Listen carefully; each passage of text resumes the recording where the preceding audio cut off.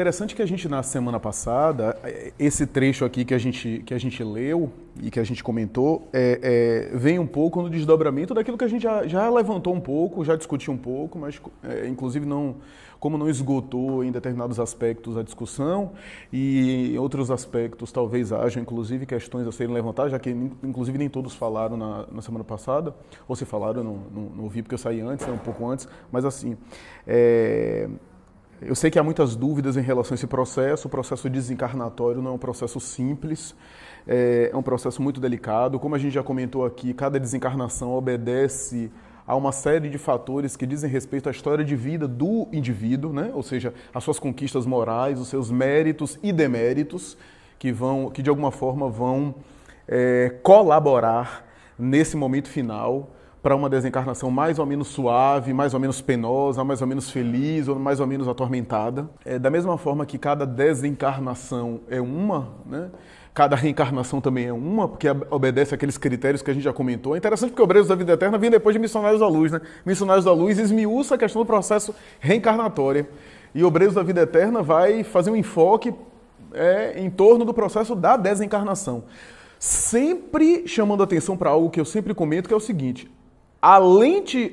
eu acho que André Luiz ele ratifica e reproduz muitos conceitos que já estão em Kardec.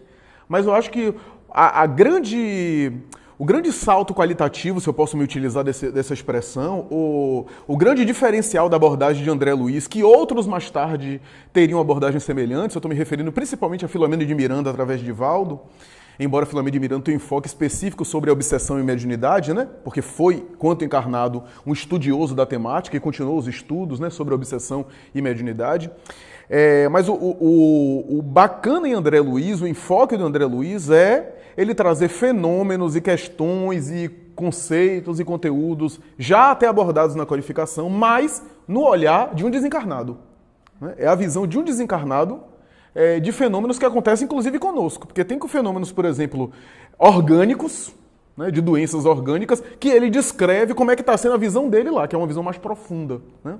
Às vezes até do campo físico. A gente comentou semana passada sobre esse caso de Dimas, Dimas sendo inclusive vítima não, mas participando na desencarnação dele, de uma luta microscópica, né, em que seres bacteriológicos ali, né, e André Luiz está descrevendo fenômenos físicos, só que cuja profundidade talvez seja maior até do que um microscópio terreno. Né? Então é interessante a gente fazer esse enfoque, porque nem sempre ele aborda só elementos espirituais da colônia, do mundo espiritual, às vezes são elementos que acontecem conosco, mas no olhar de alguém que está desprendido da matéria, que está despojado, né, de um véu mais pesado no campo físico, ainda que seja um espírito ligado à Terra, a gente sabe disso, é um espírito ligado à conjuntura terrestre, até porque se fosse um espírito da nébula M87, né, que está distante de nós 8 milhões de anos-luz, o que é que o espírito ia falar pra gente entender, já que a referência dele é outra gravidade, é outra eletricidade.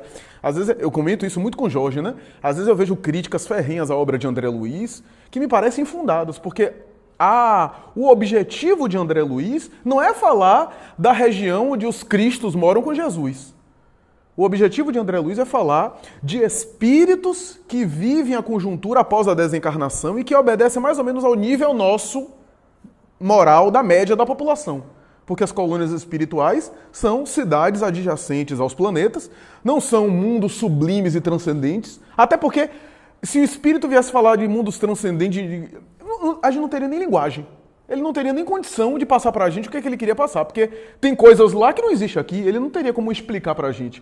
O caráter pedagógico da obra de André Luiz é falar pra gente mais ou menos o que é que nos aguarda.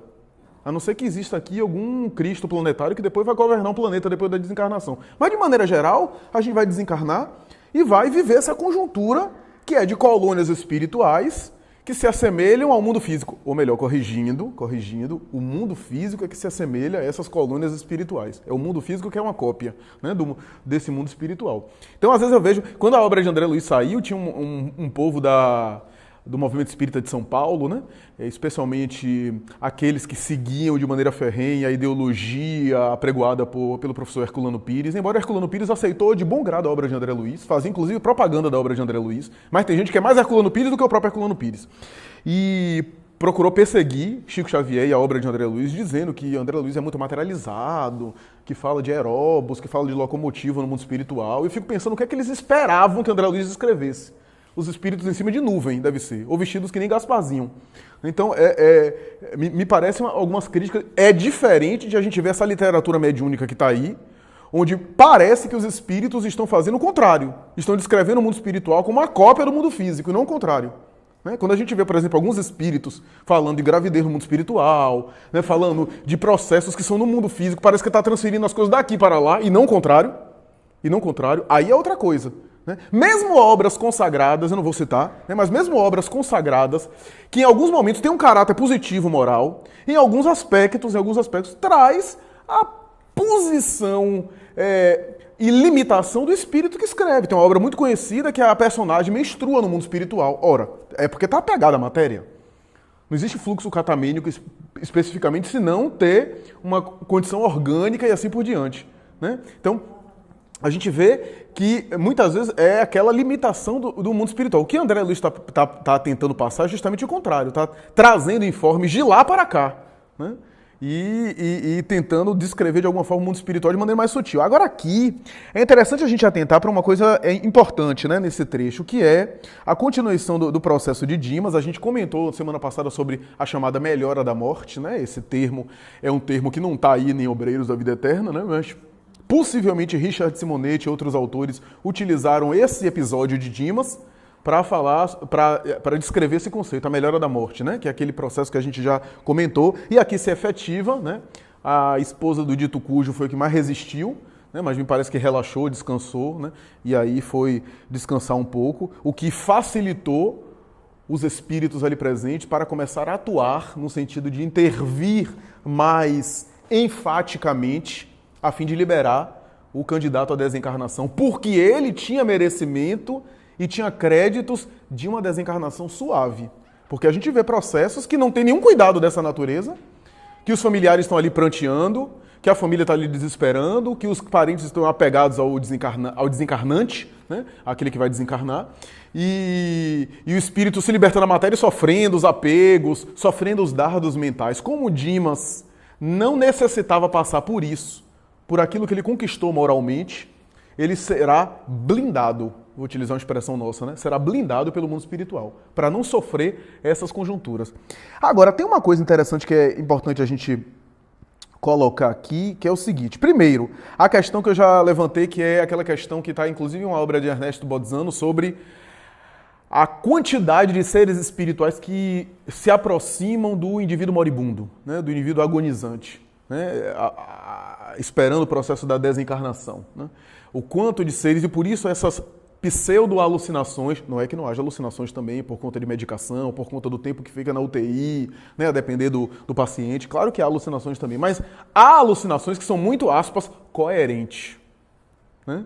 Onde o indivíduo diz o nome de um parente que morreu da família lá atrás e que nunca mais se comentou o nome desse parente, e o doente começa a falar sobre ele, começa a lembrar coisa, começa a conversar sozinho.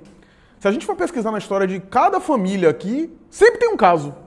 Um caso lá que alguém morreu e ficou conversando no final, né, no processo terminal de morte, né, percebendo esses seres, né, que se aproximam. Né? Então, é interessante eu gosto dessa obra, porque essa obra fala de um tema que quase sempre é um tema espinhoso, falar do processo da desencarnação. Tem muita gente que se incomoda.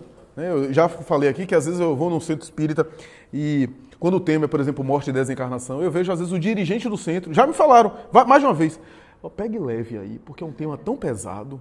Quer dizer, a doutrina espírita é uma proposta justamente para nos preparar para a vida espiritual. Né? Como diz Santo Agostinho, um belo texto, Santo Agostinho vai dizer, quem é que não fazendo uma viagem não se preocupa com o translado? Né? E como é que a criatura fica no mundo físico sem saber para onde vai, e sem se preocupar? Tem gente que não está nem aí, sabe que vai morrer e não procura se preocupar em saber como é que é esse processo. O que é que a gente vai? Então, Santo Agostinho faz essa análise dizendo, né, que as pessoas não se preocupam de maneira geral, né? Joana tem até um símbolo bonito, ela vai dizer que os indivíduos, na sua maioria na Terra, estão em estado de consciência de sono, é como se fossem sonâmbulos dormindo, né? Dormindo para as verdades. Não é dormindo o sono físico, não. É dormindo o sono psicológico, né? Para as grandes verdades espirituais. Estão anestesiados, né? Então, vivem, dormem, acordam, mas não se preocupam com essas questões que, na verdade, vão nos chamar a qualquer momento, mais cedo ou mais tarde, todos nós vamos ter que nos defrontar sobre essas questões, né? E é interessante que, assim, é pesado demais, é um tema pesado demais. Eu disse, mas não é essa a proposta, a gente, né, aprender sobre a nossa vida? Não é fazer um culto mórbido da morte, que é outra coisa, né? Aí é mórbido, mas o indivíduo não se preparar, né, para a sua vida espiritual, já que é espírito, ele já é espírito, só que espírito na carne, temporariamente na carne, mas está transitando, né, por que não se preocupar com essas questões, né, não, para que essa viagem seja tranquila, né, para que esse processo seja tranquilo, né? Então a desencarnação aqui de Dimas obedece a esse critério positivo e eu acho que o ponto alto desse trecho aqui são as reflexões. No momento que a matrona, vou utilizar a expressão que André Luiz utiliza, né? A matrona se afasta, vai descansar, relaxa, numa linguagem bem popular, parou de apertar a mente do dito cujo, né? Deixou de colocar a mente em cima dele. Às vezes, quem é médium sabe, né, o quanto às vezes há a sensação de que tem mentes em cima da gente, né, nos observando, só que são mentes desencarnadas, né? Mas os encarnados também podem operar esse tipo de pressão, né? Então, quando ela relaxou, os espíritos começaram a atuar, a mãe do Dimas se aproxima, porque a psicosfera estava mais suscetível, começam a promover reflexões, Jerônimo intui ele para fazer uma oração, era uma oração ali em parceria, né? Dimas / Jerônimo, né? Nesse processo de inspiração. E aí ele começa a ter reflexões, vejam a importância das reflexões, né? Aí ele começa a lembrar da meninice dele, né? Dos períodos iniciais da infância, né? Essa reflexão é interessante porque a gente não tem ideia por que esse processo é importante, mas é importante. São Luís, em O Evangelho segundo o Espiritismo, em uma pergunta que Kardec faz sobre os momentos finais e sobre a eutanásia, São Luís dá uma resposta extraordinária, demonstrando que a eutanásia corta e priva o espírito desses momentos finais de reflexão, que às vezes são importantíssimos para o despertar do espírito na vida espiritual. É claro que a gente não vai dizer que esses momentos finais, como eu falei semana passada, são os mais importantes, porque se a pessoa tem uma vida moral, né, uma vida, um comportamento em desequilíbrio moral a vida inteira, os momentos finais são importantes para eles, vão ajudar? Vai. Mas é claro que não vai eximir o tipo de vida que ele levou durante a encarnação toda.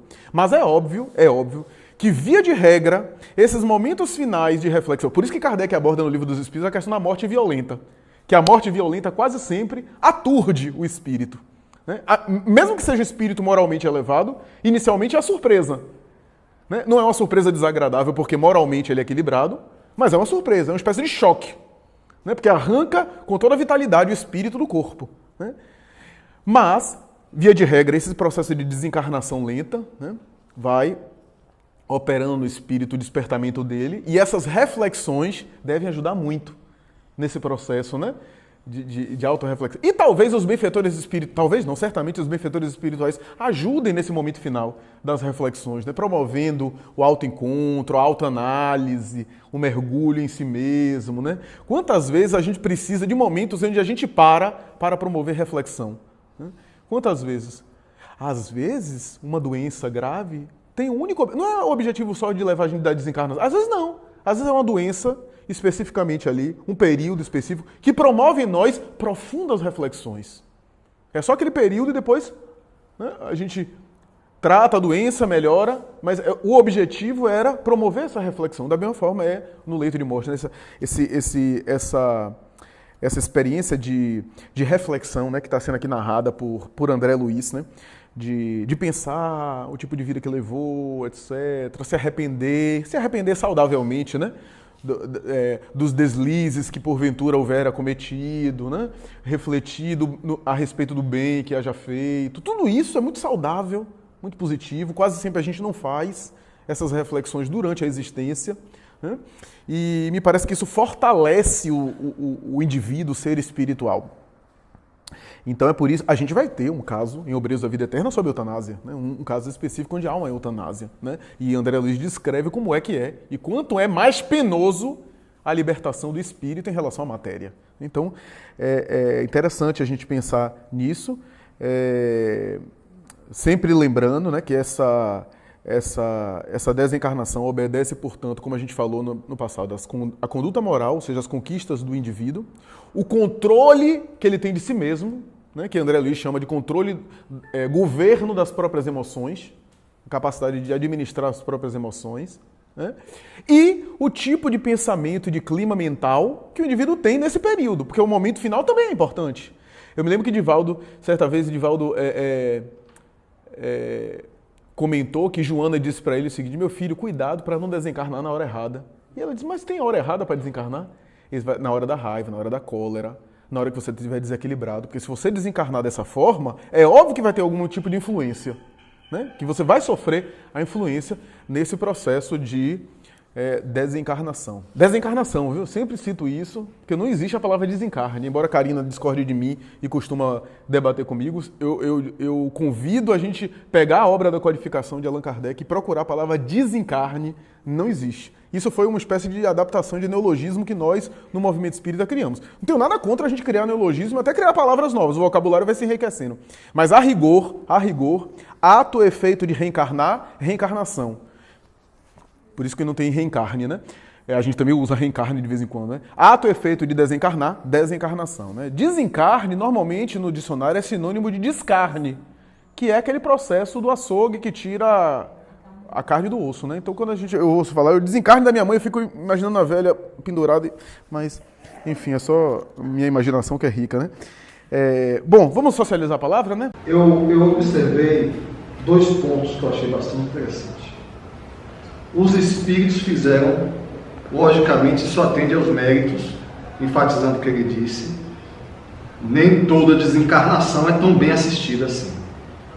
Isso atende aos méritos do desencarnante. Os espíritos fizeram um cordão fluídico para livrar o desencarnante das energias negativas. Quais eram as energias negativas que estavam sendo jogadas em cima dele? A da esposa. Vem a concepção de amor. O tipo de amor que a esposa de Dimas estava sentindo por ele naquele momento é uma energia negativa. De prantear, de ter o medo e etc. Isso daria todo um estudo sobre o amor, sobre a afetividade. Sobre onde é que está a nossa afetividade, o nosso amor. Então a esposa lá preocupada com a saúde do marido era uma energia negativa que os espíritos tinham que isolar. Uma esposa de um marido espírita.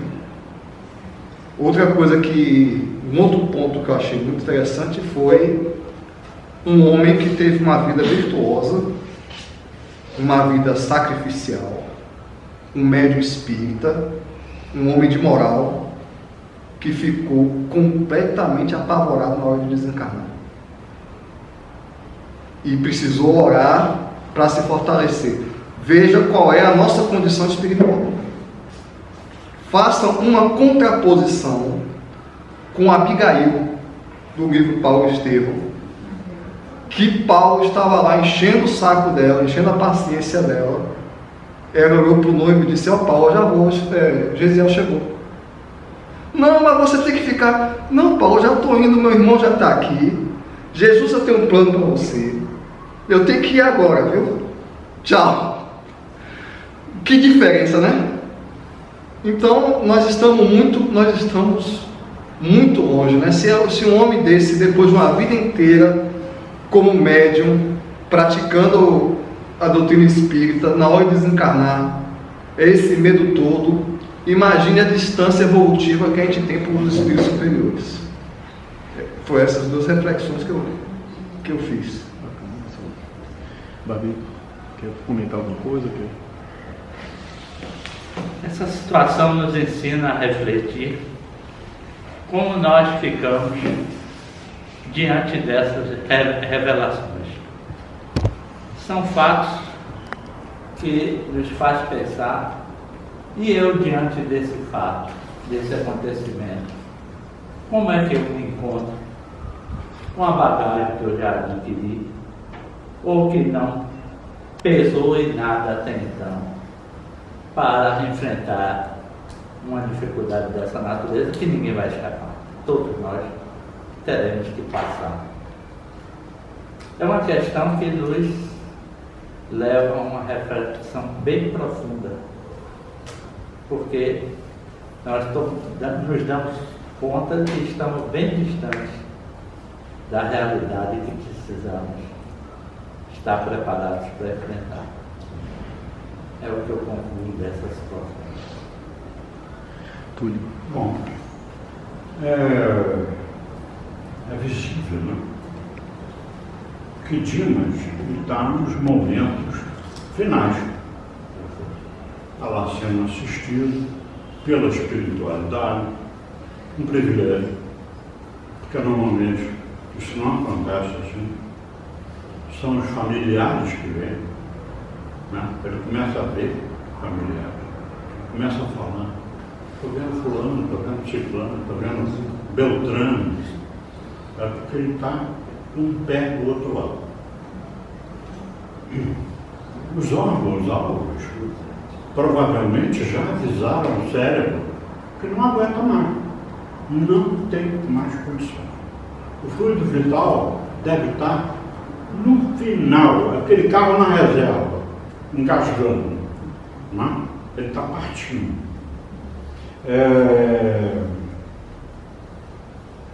Então, o cérebro começa a se energizar, as pernas ficam frias. E essa energia é para que ele possa expelir, expulsar o espírito, que vai flutuar. Brevemente ele vai flutuar acima do corpo, ligado pelo cordão de prata, cordão magnético, seja o nome. Então, a espiritualidade está atuando nos chakras, nos pontos vitais, e aí advém aquela melhora do moribundo, aquela melhora que a gente vê em quase todos eles, aquela memória falsa, aquela melhora falsa, deixa os entes queridos aliviados, como quem diz, ele não vai, ele vai ficar, mas ele não vai ficar. Aí, ele em oração, porque ele praticamente aqui está num coma. Ele pede mentalmente, por influência do mentor, que está com a mão perante dele, o apoio da mãe. Ele pede para que a mãe venha. E olha, vocês veem que coisa horrível as religiões nos ensinarem besteira.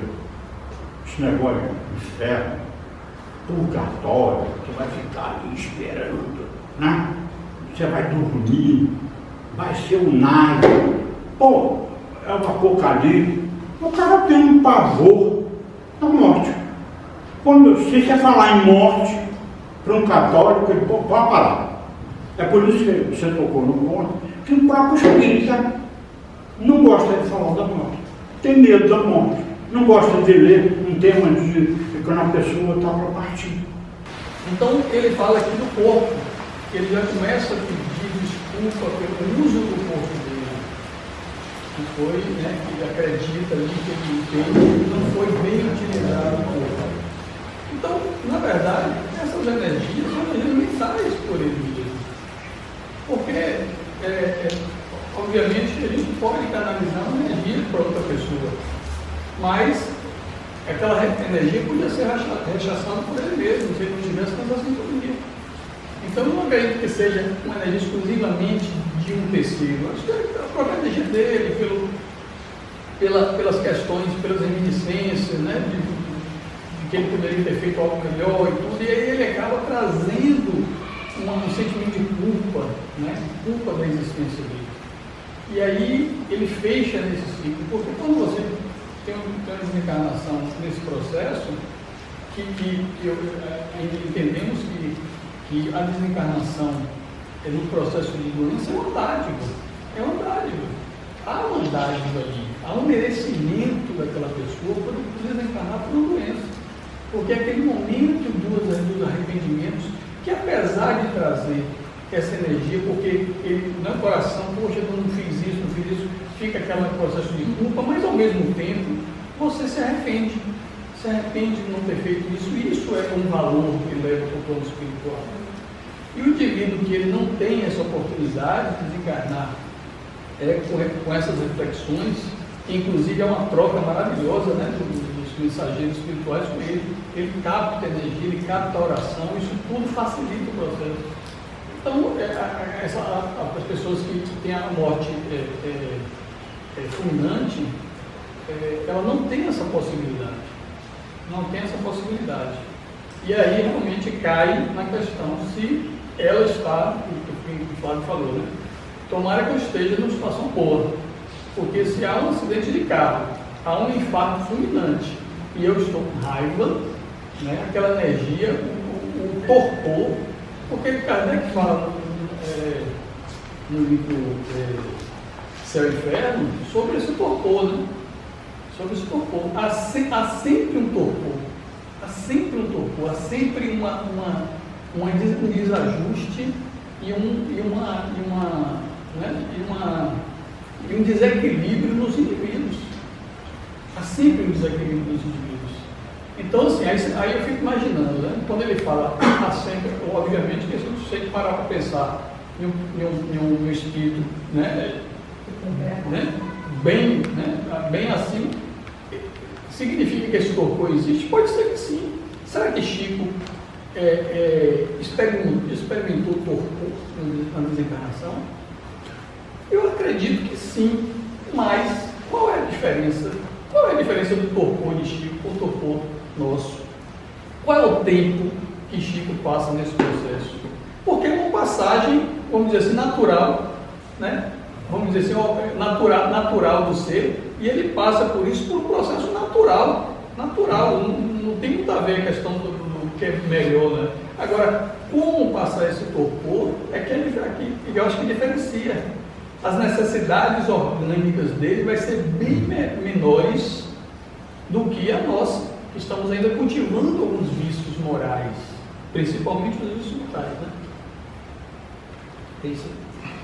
Muito bem. Ele trouxe uma questão que está no Livro dos Espíritos, naquela parte que Kardec chama de perturbação espírita ou perturbação espiritual, né? Que é aquele processo, o processo mesmo da desencarnação. E uma das coisas que me chama a atenção desse texto é o seguinte: a perturbação espiritual de que Kardec fala é um processo inerente a qualquer espírito que desencarna, né? Só que varia o tipo de perturbação, entre aspas, porque o termo perturbação ao português, eu não sei qual foi o termo que Kardec utilizou no original francês, mas o termo perturbação em português normalmente tem um caráter desesperador, atormentador, né, que faz alusão a algo necessariamente ruim, né? Mas qual foi a perturbação espiritual de um Francisco de Assis? Né? Qual foi a perturbação espiritual de um Bezerra de Menezes? Né? Qual foi a perturbação espiritual de um Chico Xavier? Né? Ou seja, é esse processo no qual o indivíduo perde a consciência enquanto encarnado e desperta a consciência enquanto desencarnado. Tanto é que quando Kardec insiste nessa questão, os espíritos dizem a ele que todos os espíritos não conservam a consciência no momento da morte. Ou seja, existe um apagão. Existe um apagar. Agora, a duração desse apagar, tem espírito que fica séculos nesse apagão, até despertar. E a gradação.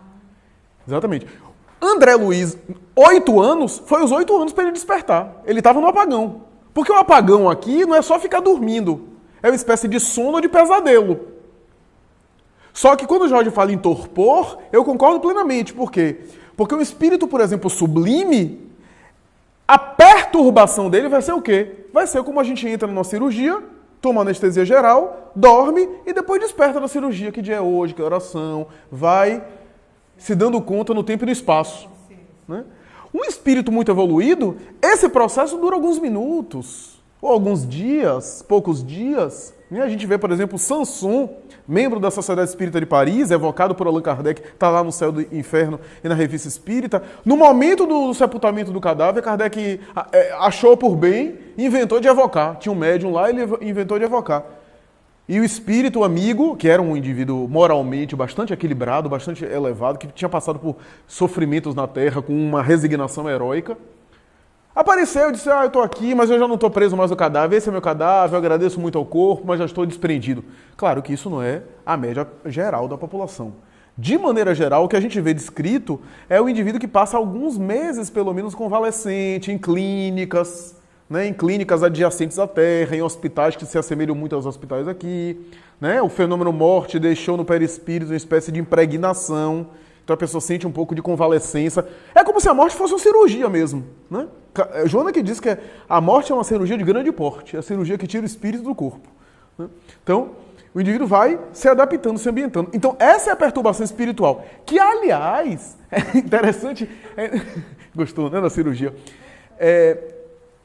É interessante a gente pensar o seguinte, quando a gente lê André Luiz em Nosso Lar, o conceito de umbral em André Luiz é essa passagem. Aliás, o termo umbral significa passagem, né?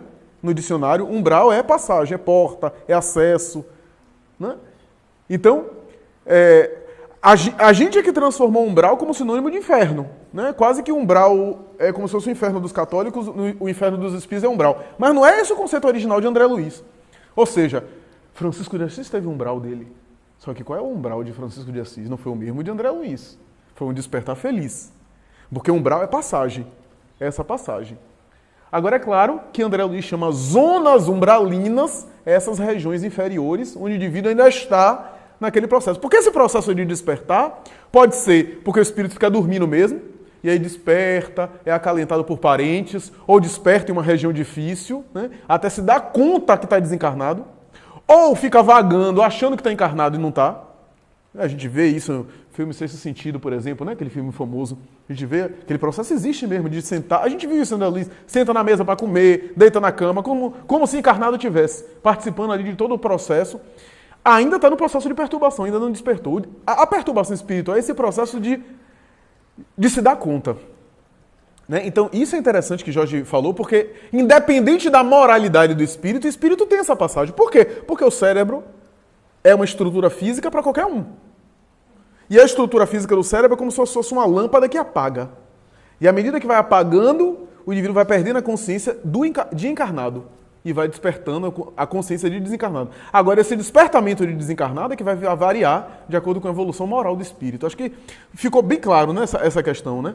Então, é importante isso. Né? É importante a gente pensar nessa linha de raciocínio. Inclusive, há uma tese de Hermínio C. Miranda, que Túlio gosta, o autor, no livro As Mil Faces da Realidade Espiritual, mas tem uma outra obra que ele também desenvolve esse conceito, que ele chama de psiquismo biológico, baseado em um trecho de André Luiz em Evolução em Dois Mundos, que é um processo seguinte de migração, vamos pensar aqui em termos de informática, né? Uma espécie de download dos arquivos que o cérebro adquiriu, porque não podemos negar que eu estou aqui adquirindo e armazenando com a minha memória cerebral, física, neuronial, porque se eu tiver um problema neuronial, eu perco. Se eu tiver Alzheimer, é um transtorno que eu não acesso. E aí André Luiz vai dizer que é uma migração, uma espécie de download da memória que está no cérebro, que foram as coisas que eu assimilei, que eu internalizei durante a encarnação, para fazer o download para o perispírito, ou a memória do eu espiritual. Esse download, essa migração, que acontece quase sempre no fenômeno da morte, é que às vezes, porque esse fenômeno não é geral, nem todo espírito relata isso, mas é que às vezes dispara no espírito aquele flashback. Né?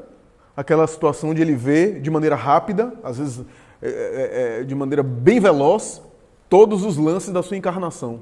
Né? E aí Hermínio de Miranda discute nesse sentido, né? Nesse teor de ideia. Uma outra coisa que me chama a atenção foi a questão afetiva que o Marcelo levantou, que a gente até comentou semana passada bem sutilmente, ele até desenvolveu, que é essa questão do afeto fazer mal. Quer dizer, a gente ama, mas o amor às vezes pode fazer mal a depender de como a gente ama. Né? Quantos amores atualmente, por exemplo, mãe e filho, né? Quantos amores de mãe e de pai que perturbam os filhos por amor e perturbam os filhos.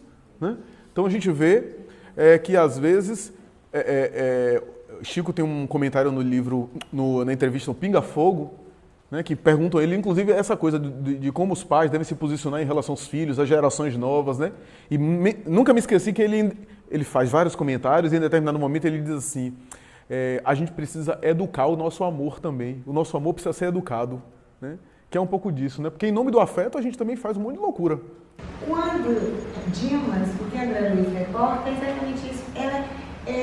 As encarnações medianas de espíritos como nós e como outros que já fazem trabalho, já têm uma consciência de alma imortal, mas que ainda têm as enfermidades da alma, né? E nesse processo, eu acho que o receio dele maior não era com as questões que ele, de equívoco, de engano, por exemplo, aquela oração em que ele reporta que ele não usou devidamente o seu vaso, né, com as questões que negligenciou em benefício de outro no auxílio, aquela oração, eu acho que já o redimiu de um monte de coisa. Eu tenho uma consciência de que eu não utilizei o meu vaso físico com toda a precisão que eu poderia para melhor estar na encarnação. Mas é uma questão que eu achei assim, que eu acho que não é um receio do desencarne. E a dificuldade dele, que ele criava obstáculos, era o receio da humildade, das condições econômicas, sociais, que ele ia deixar aqueles, né, que todos já tocaram, que é esse assunto, mas acho que estava muito mais ligado nessa questão. Quem iria gerir aquela família tão sem condições econômicas, sem uma estrutura para deixar os filhinhos, né, ali? Eu acho que o amor estava ligado muito a isso, porque nós temos uma questão com as nossas famílias como gestores, né? O pai, a mãe tinha uma visão muito de gestor. Então, quem é que vai agasalhar essas criaturas? E o que são os nossos filhos, né? São espíritos que nos vêm para nós orientarmos. Mas aí a gente começa, meu filho, meu marido, minha mulher, meu isso, meu aquilo, e faz esse equívoco do amor. Então, é um afeto que é mais possessivo. Talvez isso é que tenha tido essa dificuldade em ele voar, viu? E eu acho que tem essa coisa.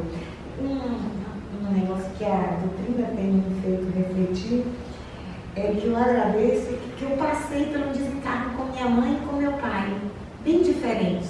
Meu pai viveu 101 anos e aí foi como um passarinhozinho apagando. Então, é uma coisa que não teve um baque pra gente. Foi um processo, a gente fazia evangelho, foi um processo. Com minha mãe foi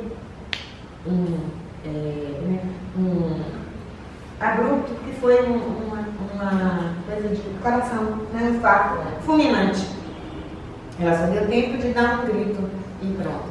Então, assim, pra gente foi um choque maior, era terrível. Mas a doutrina me ajudou. E quando minha mãe estava no caixão, no alaúde, que ela fala, eu conseguia fazer com que minha família toda se acalmasse.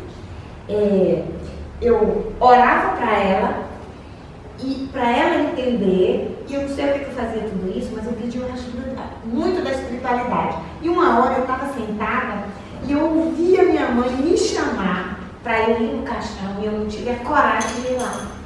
Porque eu fazia sentada o auxílio mental, pedia a espiritualidade, pedia muito assim, aos irmãos de luz para fazer esses dias que eu trabalhei no auxílio hospitalar, de dar passes. Então eu pedia para folgar os laços dela e ajudar, mas não tinha coragem de ir fazer isso, de dar um passe, não tinha.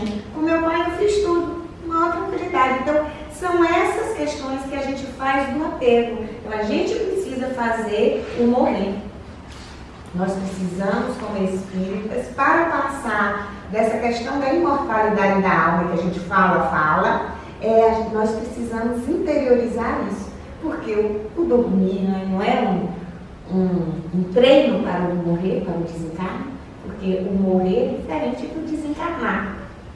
Né? A gente precisa estar interiorizando essas verdades no nosso cotidiano, para vivenciá-las. Essa questão do ele falou assim, rogativa mental. Rogativa mental é prece sem palavra, né? Eu, por exemplo, estou me sentindo muito mais confortável orando por pensamento. Dá menos trabalho, eu acho que é mais eficiente. Você já está fazendo isso também? Em vez de orar falando, rogativa.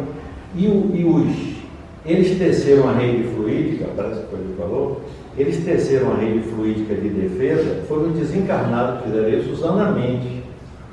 Mas eles fazem esse tipo de trabalho e eles enxergam, né?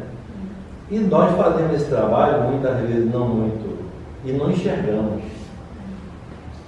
Essa questão que hoje, não faço não porque ali tem câmera. Quando o cara está sendo vigiado, ele muda o comportamento dele, mas salvo não disso que nós vivemos envolto por uma nuvem de testemunhos. Então, só isso gera uma coisa forte para a gente mudar o nosso comportamento, mesmo sozinho, a gente agir de forma correta. Ocorre que o apego, isso é uma coisa interessante porque Kardec, em alguns trechos da codificação, ele fala: o apego às coisas desse mundo constitui o laço mais forte que prende o espírito à vida material, que decorre uma série de sofrimentos. Quando a gente pensa em apego, a gente pensa em um fenômeno muito simples, e não é simples, né? Não é uma coisa assim linear. Porque, por exemplo, quando o Raimundo comentou sobre a coisa do ter a emoção, veja que às vezes a gente acha que a gente conhece as nossas reações, e aí vivencia um processo, a gente reage de forma muito diferente. Que foi o que ele comentou, citando o exemplo do médium lá, né? Então, às vezes, a gente acha que tem determinada bagagem e controle sobre os nossos impulsos e emoções, e às vezes não tem, reage de forma diferente. Porque isso também passa pelo autoconhecimento, né? No fundo, às vezes, a gente não se conhece direito, não conhece as nossas reações, né? O que não significa dizer que é negativo a pessoa se emocionar. Né? A gente sempre frisa isso, porque assim, o indivíduo que desencarnou, ele viajou. Da mesma forma que a gente chora quando um parente vai viajar, às vezes a gente chora de saudade, a gente sente saudade que vai, sei lá, ficar um tempão num outro país. Né? Kardec, inclusive, usa esse exemplo do país. Então, o fato da pessoa desencarnar e a gente chorar, a gente lembrar, a gente ter saudade, Kardec examina isso, inclusive, no Dia de Finados. Quando ele comenta, tem um tópico lá no livro dos Espíritos, Dia de Finados, e os espíritos chegam a dizer que os espíritos gostam de ser lembrados. Claro, são criaturas humanas, gostam de ser recordados, da pessoa, né? A saudade que tem aqui tem lá, tem no mundo espiritual também. Né? O que causa perturbação no espírito, que é o caso da esposa de Dimas, é esse apego, né? Que é a coisa da retenção, do desespero, da rebeldia, da não aceitação. Né? Que aí é um processo muito diferente de eu sentir falta, de eu me lembrar de minha mãe que desencarnou, de um parente, de um ente querido. Isso é o nosso lado humano, todos nós temos. Né? Então, isso até faz bem, como eu estou comentando aqui. Os espíritos gostam de serem lembrados, está lá. Né? Então, é interessante a gente fazer essa diferença, né? E, claro, eu acho que vale a pena chamar dessas nossas reações que a gente às vezes não se conhece. Né? Lígia está colocando uma coisa que é interessante, que vem inclusive calhar com o que Túlio comentou, que é essa coisa de baixo para cima. André vai descrever esse processo das extremidades frias, que vai subindo, que na verdade normalmente acontece isso. Né? Raul Teixeira, inclusive, comenta de alguns casos que ele viu, inclusive de parente, por exemplo, no processo de desencarnação, ter, aspas, alucinação que começa a se ver 4 pés. Porque os 2 do perispírito e os 2 do corpo físico. Né? Que na verdade são esse desprendimento que começa com os membros inferiores até o chakra coronário. Né? Mas assim, a questão de Lígia envolve uma questão bem complexa, que é o seguinte. O que é que do corpo gera desencarnação, o que é que do espírito gera desencarnação. A gente comentou semana passada que é interessante sempre atentar para o seguinte: para haver desencarnação, pelo menos nos processos naturais, tem que haver uma falência dos órgãos. Né? Ainda que seja pela desencarnação violenta. Tem uma desencarnação violenta, tem uma parada cardíaca, uma morte cerebral, tem que ter, porque isso incompatibiliza o espírito continuar habitando aquele corpo. Só que pelo fato de haver falência nos órgãos, isso não é suficiente para garantir a desencarnação, porque o espírito pode estar ainda ligado à matéria, ainda que haja falência dos órgãos. E pode acontecer de um desprendimento de tal forma que o espírito possa romper com os vínculos materiais, ainda restando algum tipo de vida física. A gente vai ver aí, em André Luiz, em determinado momento, os bons espíritos, eu não sei o termo que eu utilizaria, mas como se pulverizasse, como se arejasse o cadáver de fluido vital, a fim de que os vampiros não explorassem aquelas energias, a fim de não dar combustível aos vícios de espíritos que utilizam essas energias para continuarem sentindo-se no corpo físico. A gente vai ver uma descrição dessa nesse livro, né? Então, é interessante a gente pensar nisso, né? Precisa ter a falência dos órgãos? Precisa. Mas o processo de desencarnação acontece, às vezes, depois da morte orgânica, né? Que pode ser minutos ou séculos, né? A gente vê, por exemplo, o cadáver já se decompôs e o espírito ainda está sentindo as sensações que aconteceram na morte, ou as sensações da sepultura. É claro que não é no corpo, é um apego psíquico, né? Mas é tão real quanto, como diz Allan Kardec, ou às vezes até mais real, porque fora da matéria é mais sensível. Então, é interessante isso. Agora, eu não me recordo dessa coisa do Dimas ter ido antes, né? Não estou recordado, mas assim, via de regra, Lígia, esse fluido vital atrapalha, sim. André Luiz perguntou se ele seria um suicídio involuntário, pelo fato dele ter o fluido vital. Ele disse que não era um suicídio involuntário, porque ele teve o corpo dele é suicídio involuntário. Pelo fato dele não ser suicídio involuntário, não quer dizer que ele não tem o estoque de fluido vital dele. O fluido, eu acho que o fluido não acaba assim. O corpo foi que se desgastou, não? Eu entendi que ele acabou. É esse fenômeno que é interessante a gente comentar, né? É claro que é um assunto delicado, eu vou ser bem sucinto por conta do tempo, mas assim, é interessante essa questão porque, via de regra, o que a gente vê é o seguinte, o fluido vital que é conservado, que o indivíduo conserva, inclusive no seu campo perispiritual, né, que tem a ver com a dimensão aí mais densa do perispírito que está em contato indireto com a matéria, que normalmente vai se dissipando durante a encarnação, durante a vida, né, e que gera, inclusive, a falência nos órgãos e, ao mesmo tempo, o desgaste da matéria gera desgaste do fluido vital, porque é uma via de mão dupla.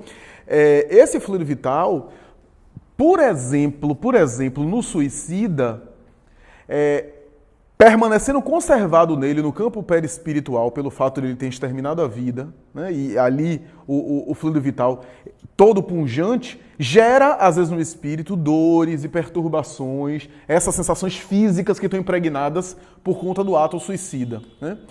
No caso do indivíduo que direcionou as suas energias físicas para um bem, não sendo suicida indireto, claro que eu estou usando esses recursos e é claro que, moralmente falando, não é coerente eu padecer a mesma coisa que um suicida passa, né? O que pode acontecer é o seguinte, da mesma forma que um homem de bem, numa desencarnação violenta, pode ter esse período de adaptação, porque o corpo físico estava cheio de vitalidade, aí é o corpo físico estava cheio de vitalidade. Agora, e aí uma adaptação no sentido de se desprender desses fluidos atinentes à matéria de maneira mais rápida, o que aconteceria de uma forma mais suave numa doença, numa enfermidade. Pense, por exemplo, no Mahatma Gandhi, que foi alvejado com vários tiros, né? Portanto, uma desencarnação violenta. Mas é um ser tão moralmente equilibrado e elevado que esse período de adaptação é muito rápido, né? É muito rápido, é muito tranquilo. Então, eu acho que o fenômeno moral repercute também no momento da desencarnação, dessa aceleração do fluido vital, e a gente vai ver os espíritos operando assim também, no sentido de desgastar o fluido vital, de dissolver esse fluido vital. A gente vai ver isso, atendendo aos méritos do encarnado. Porque a pergunta dela é complexa, né? É pertinente. Agora, o fluido vital fica impregnado no perispírito do indivíduo pelo ato moral do suicídio, por exemplo, né? Por isso que o suicida fica sentindo as dores, né? Anos e anos depois ele sente ainda a dor da bala que alvejou o crânio, né? O trem passando por cima dele, como é o suicida do trem, né? Ilustrado por Divaldo, né? O veneno que ingeriu ainda sentindo as dores, a falta de respiração, os mal-estares gastrointestinal por conta do veneno. Não é por conta do que aconteceu no corpo, porque o corpo, às vezes, muito tempo já se dissolveu, né? Mas o fluido vital fica impregnado por conta da consciência de culpa, né? Consciência de culpa que impregna, porque, eu vou utilizar uma linguagem bem mais grosseira, né? Chumba o espírito na atmosfera terrestre. Eu queria observar o seguinte, você levantou a bola e hoje em dia não existe gente burra. Eu tenho um oráculo aqui na mão com conexão, então eu fui pesquisar a palavra perturbation, do francês, não é usada na questão 63. Ela é usada no livro dos médiuns quando fala de bruits e perturbações, que são batidas e perturbações. Na questão 163, que fala, que foi traduzido no português como perturbação, a palavra é trouble, que significa desordem. Segundo, trouble, que significa desordem. É uma palavra que existe também na língua inglesa, que significa problema. Então, então o tradutor pecou.